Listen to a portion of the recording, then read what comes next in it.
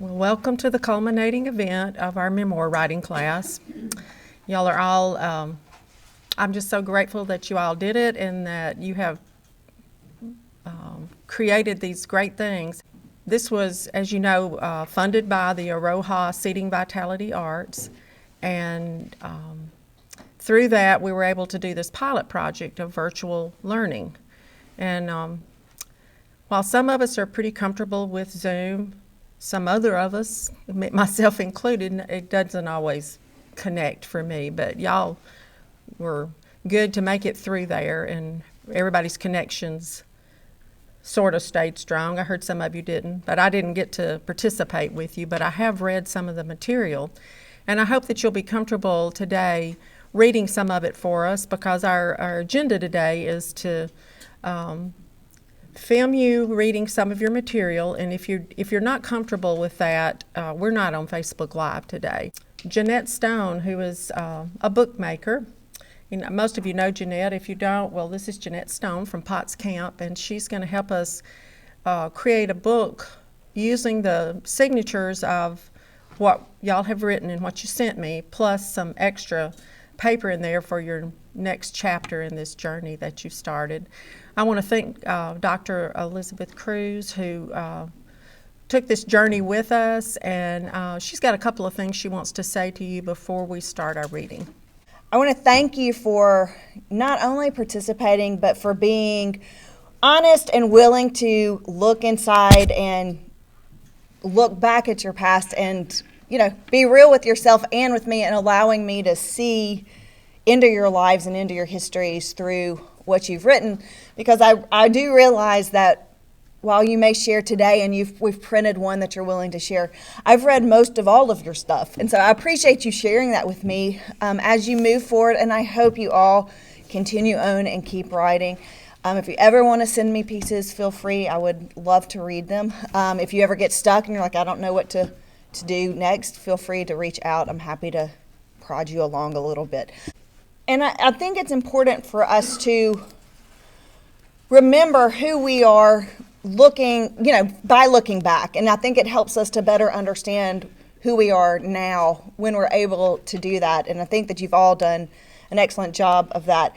I knew some of you coming in. I didn't know everybody, but I have found that even when you think you know people, you don't really know people. Your stories were absolutely fascinating and intriguing, and made me want to research all kinds of things, historical things about the South and the North, and wherever you grew up and wherever your stories were based. So I thank you for that. But really, I just wanted to say thank you for participating, and if you need help moving forward, I'm still here even though we're not meeting weekly. Okay.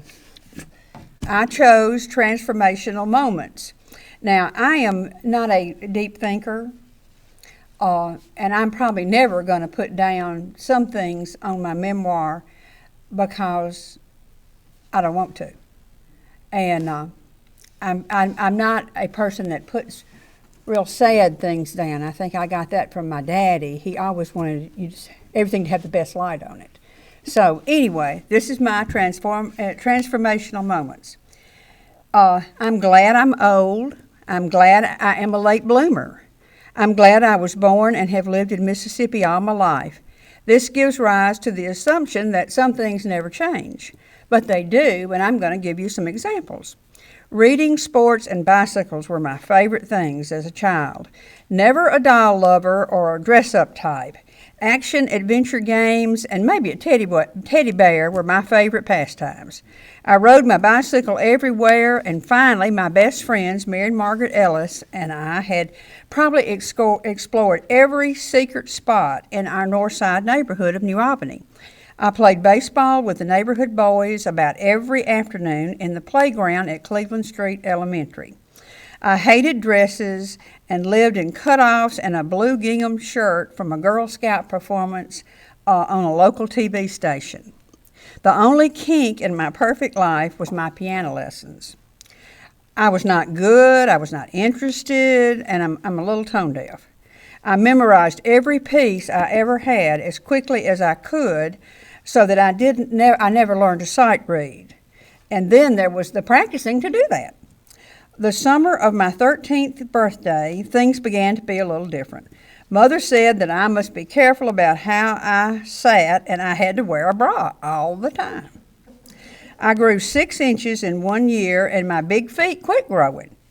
Miss Ellis, me and Margaret's mother, who I have always loved, like my mother, nearly died having a baby, and the little baby died as a result.